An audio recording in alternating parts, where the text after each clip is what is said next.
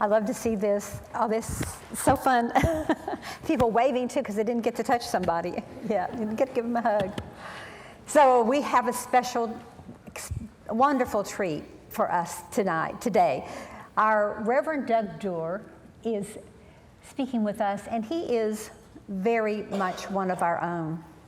After years of leadership in the commercial corporate world, Reverend Douglas began to see his calling take shape here at Unity Houston in 2008.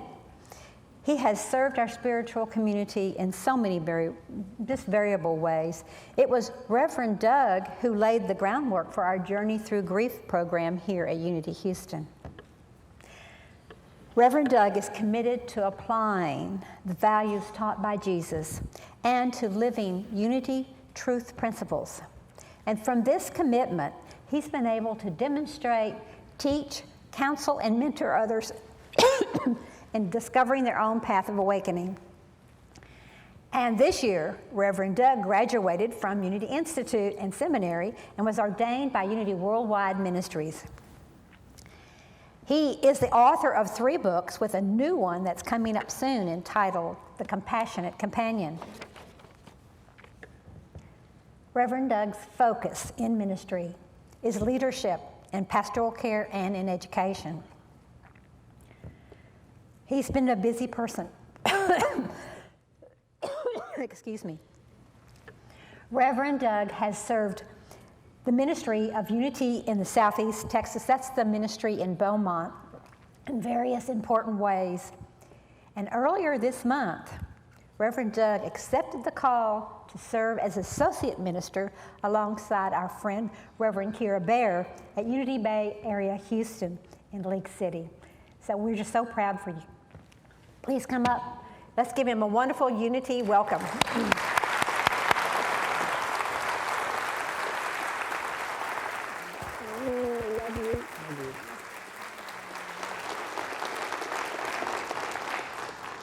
Oh, it's good to be home.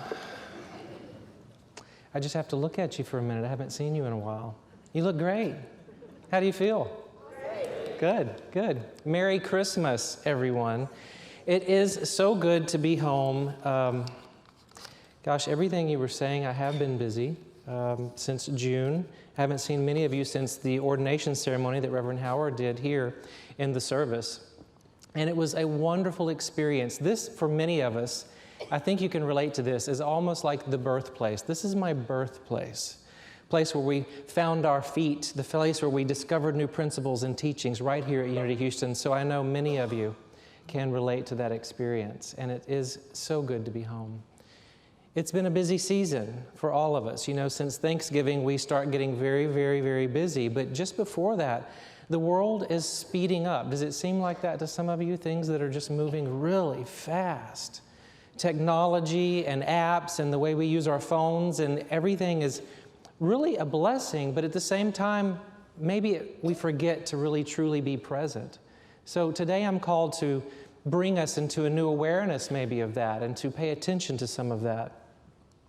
When Reverend Howard called, he said, he left a voicemail. I wasn't at the phone at the time. And he said, Doug, would you be willing to speak December 27th? It's the Sunday between Christmas and New Year. And of course I said yes. It was my Sunday off, actually, and of course I would want to be here and see everyone. But I noticed something he said. He said the between, and it was something I'd been working on lately. Because we give such great significance to those big celebratory times in our lives, yet there's so many moments in between that deserve just as much thoughtfulness.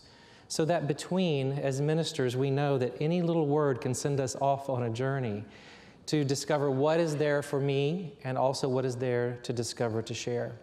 So in Unity Houston tradition, thankful to my mentor minister, Reverend Howard, I want to tell you a little story to begin.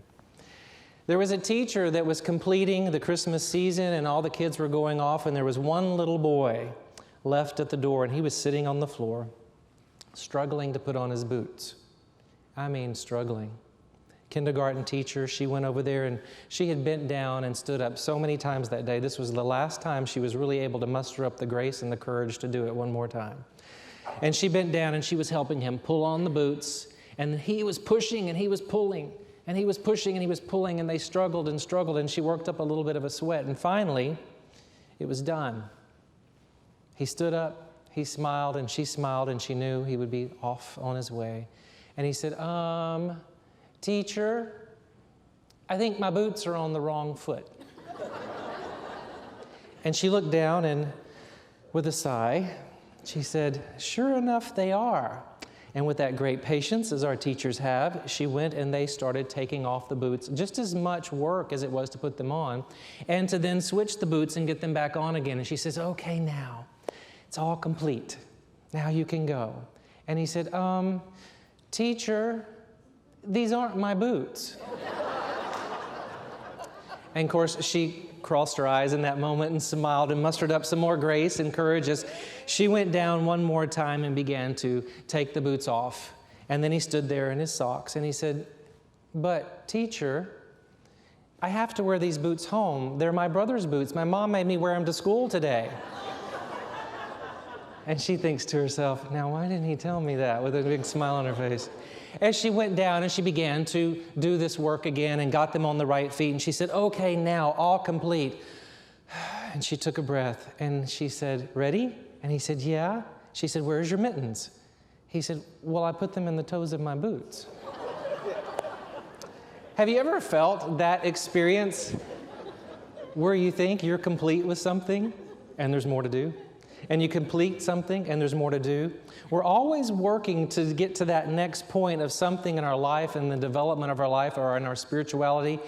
And I got to tell you, many of you know, we don't get to the finish line and take the trophy and go home. There's more work to always be done, more work, and it's especially working with our patience. I was looking at a book when Howard called me and mentioned the Sunday between. I thought the significance of all the times in our lives as we get so busy. And I began looking at a book by Jeff Goins. It's called The In-Between. And Donna's going to be carrying this in the bookstore soon, or you can order it on Amazon. Anybody familiar with this book yet? Have you picked it up and read it yet? Well, good. There's a good introduction here to it. Jeff Goins writes about the in-between, all of those moments that lead us into that next place in our life. So I began looking at it. Today, our culture is in such a hurry. Do you feel that? Let's take a breath right here. Especially with the season, with the holidays, everything going on. We're in such a hurry to get to the next thing. We're trying to complete things all the time. With all the apps and the text and returning emails, and not to mention the season that we're in, we find ourselves almost out of breath before we even get started for the day. Before we even have, for those of you that drink coffee, before you even get to your first cup of coffee, you're examining what the to-do list of the day looks like, and you're like, wow. Busy lives. We are in a busy time in the world, in our lives. So today I am called to remind us to be still and to pause. Our world has developed an increased amount of energy, and many of us have become highly sensitive to that. Part of that is there is an awakening occurring. Part of what we see on the news and some of the headlines and some of the great tragedies that we see in the world are actually pointing to some of the shadow work, not only for ourselves, but collectively in the world, that is coming up and coming out to be revealed. And you know, that's a good thing. Awakening doesn't always look like rainbows and sunshine. Sometimes it's not very pretty.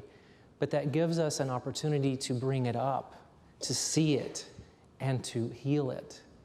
So it is a beautiful thing that's occurring. We just have to realize that when we're in those moments.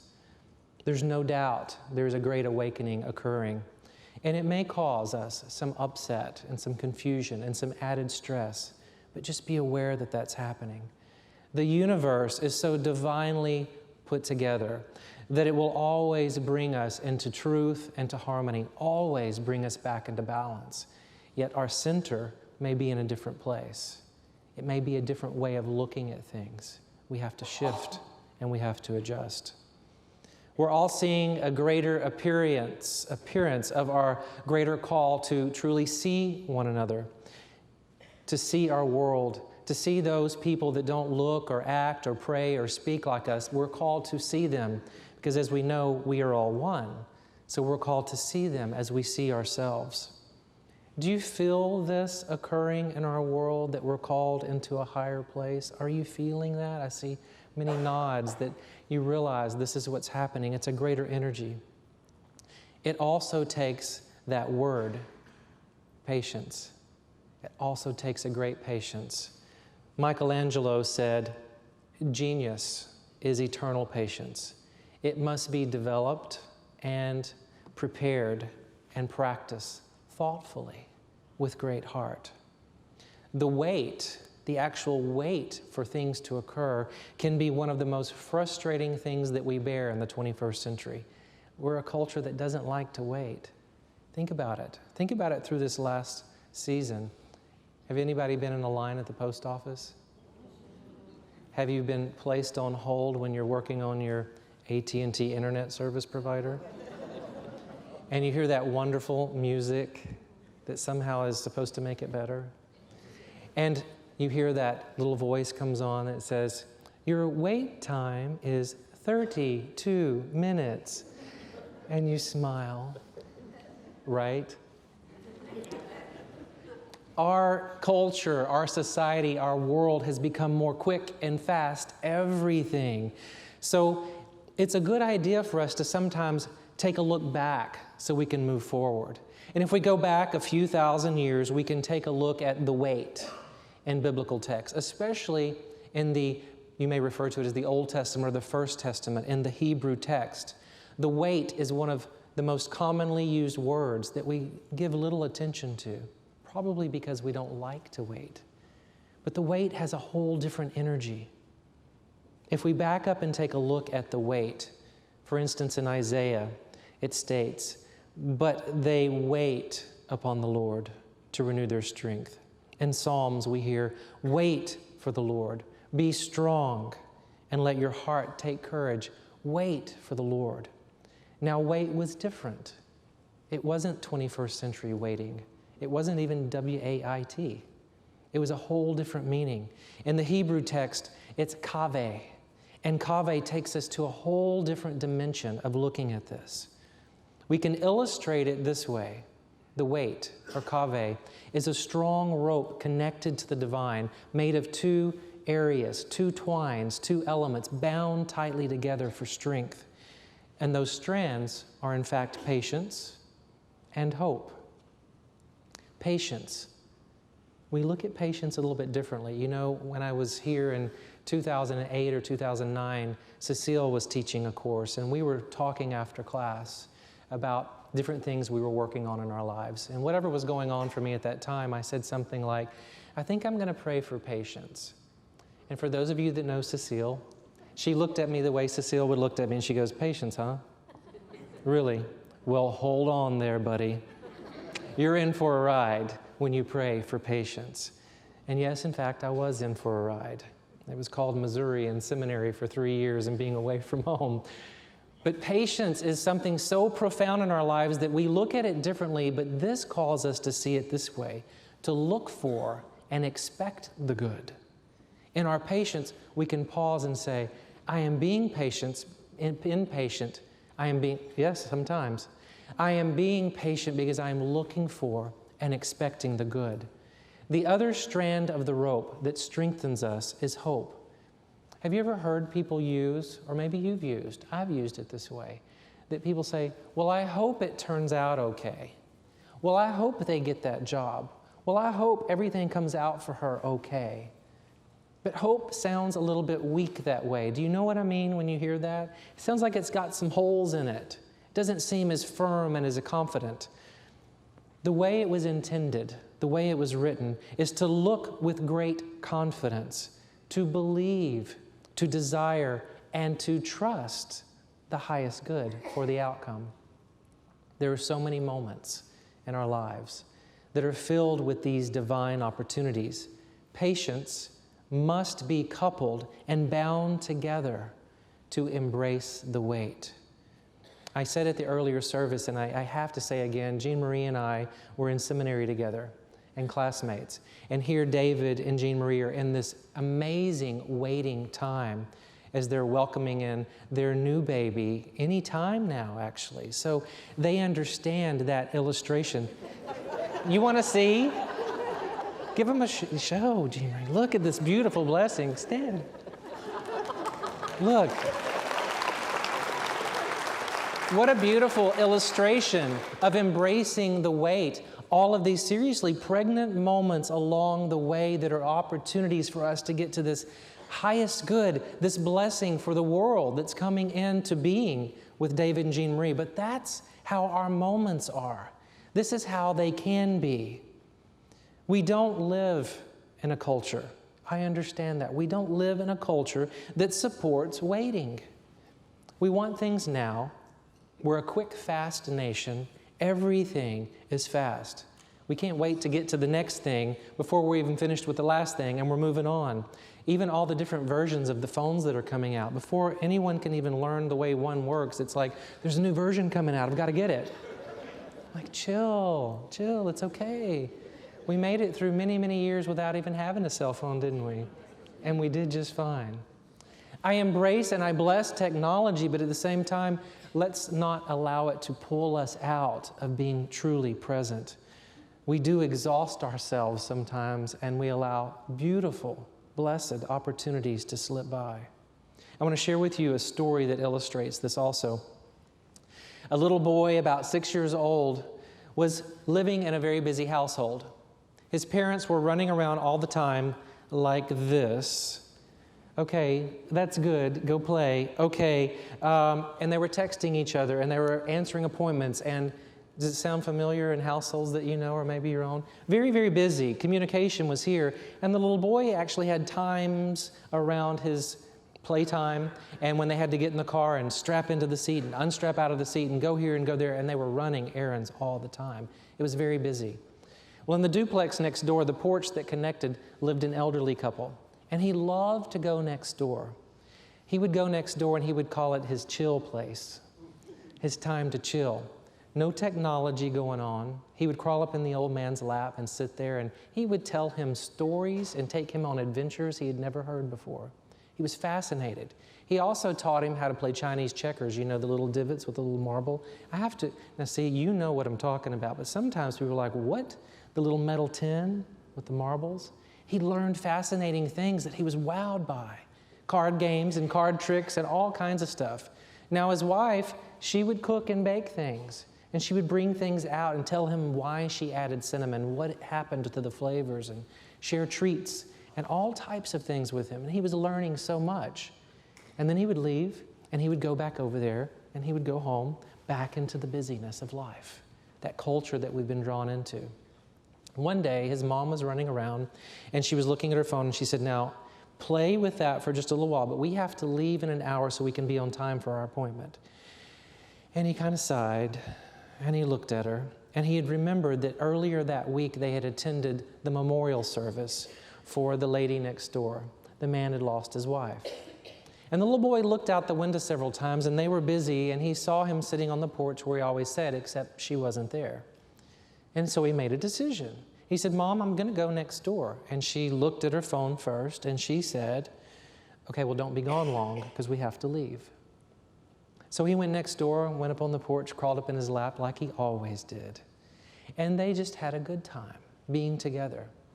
30, 45 minutes, 55 minutes went by. Mom was looking outside, running around, pulling washer and dryer things out, changing it out, returning emails and text. And she realized that he wasn't back yet. It was time to go. And she looked over there, and he was making his way back, and it was already 10 minutes after the hour. So he walked in the door, and she said, if we go now, we can hurry, and we can make it on time. And he said, Mom, be still. And she paused, looking at this wide-eyed wisdom, and she went, okay. And she sat down on the bottom step of their staircase that went upstairs, and he crawled up in her lap. And he said, Mom, let's just be still for a minute. And she said, what did you talk about over there? What went on? What's going on? Because this was different for her. And he said, nothing. And she said, well, you had to talk about something. You've been over there for an hour. And he said, Mom, I just helped him cry. I learned what love looks like. And I know how to be still in this moment, right here, right now, with you. The energy changed. She unclenched her phone. She let go of her keys. And she realized in that moment that there was a divine opportunity to be still. The to-do list, the things that they had to do, weren't really that important. So she paused. She wrapped her arms around her little boy and she said, I see you. I see you. And they created a pause. They created a stillness, and they made that moment so relevant. Look at that divine opportunity that was right there that could have been missed. I want to invite you in this moment, right here, to show you, to illustrate how we can seize the moment, just to turn to the person next to you and say, I see you. Either way, just turn and say, I see you. If you're comfortable touching a hand, touch a hand. I see you. We create in these moments a relevancy. This moment is now relevant. We are present in this moment, here together and with one another. In these moments, when we take this time to truly do that, we seize an opportunity. Time pauses. And what may become the mundane or the ordinary or the routine becomes very present. That is the divine working in us, and that is part of what we're called to do in the world. What great power we have by just doing that exercise here. What great energy it sends out into the world and to one another. That's our calling. That's what we do. Kave, wait. Kave, to embrace the wait. Heart-centered hope. Looking expectantly with patience.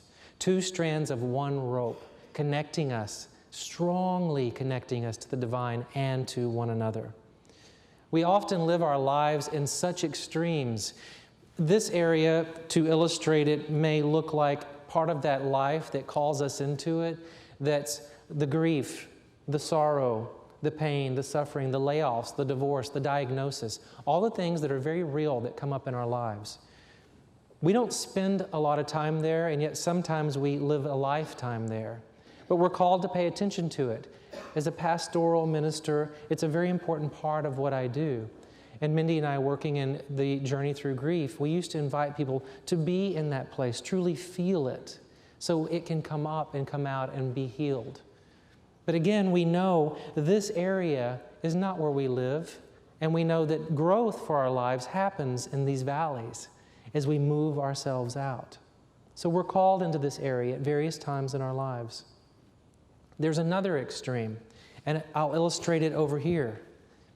It's the joys, the celebrations, the family gatherings, the Christmas, the New Year's, the birthdays, the anniversaries, the christenings, the new births.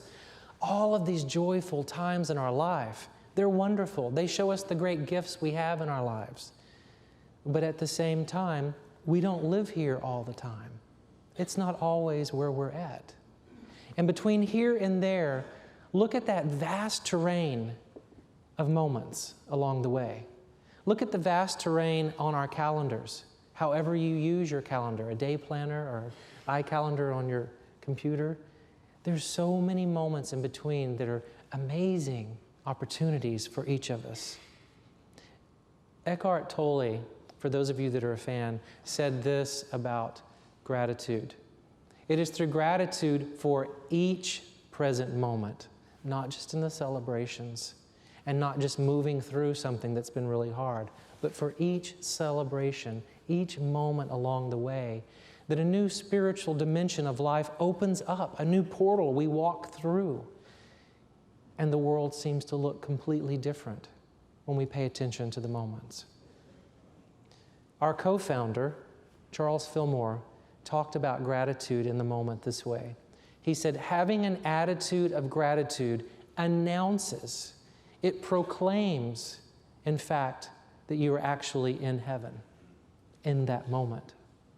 So, and I believe Charles Fillmore's definition, my heart right now is so full of gratitude to be home with all of you here in the church of my birth. And I'm full of gratitude right in this moment. So by Charles Fillmore's definition, that proclaims that I am in fact in heaven. It's not a distant, far-off place to get to. It's right here in this moment right now. And you're all here. And you look beautiful, by the way. I love the way heaven looks. Look around. Our moments are not about, let's say, the empty seats or the people that are not here or not there. They're about who is here, right now, with us in this moment right now. And when we breathe into that, we make this moment relevant, and we can say, let's say that together, thank you, God. Thank you, God, for this moment. What a beautiful place to be.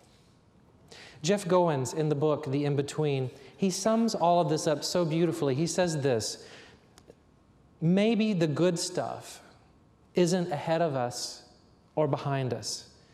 Maybe it's somewhere in between.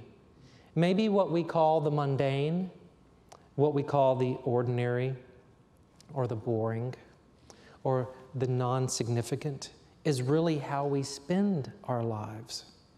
We have an opportunity to make each moment what we will. Perhaps the abundant life that we seek has little to do with big events and comes in a much subtler form, embracing the pauses in between major beats. I love the way he puts that. That which is breathing us, our breath. Unless we're called to do so, we pay little attention to the breath. The heartbeat that we have, we pay little attention to unless we're called to do so.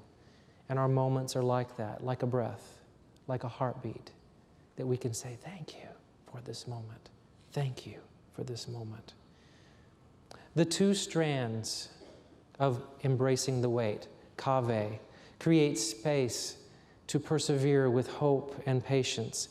And we're encouraged to do so and not give up on the goodness of one another and the goodness of all people in the world. Again, regardless of what they look like, what they sound like, how they show up, because they're all reflections of us. All of it is reflections of a great healing that's occurring in our world. We live in a paradoxical sort of a world. We say we pray for peace, yet we are called to what? Be the peace. Every Sunday we have the opportunity to bring that into our consciousness when we sing the peace song. Let it begin with me. That's an affirmation. That's a now moment opportunity. So when we sing that today, pay attention to, let it begin with me, and affirm that for the world. So as we approach this new year, let's reflect and let's pause in each moment, celebrating and seeing one another, all people in our lives, to truly see each other, to say I love you, to say thank you, to say I am grateful. And in this moment, I so see you, each one of you. I've looked throughout this moment with you, and I'm so grateful for all of you, this ministry, Unity Houston, and all that it's been in my life and all that it continues to be in the lives of so many. God bless you. Happy New Year. Thank you. Thank you.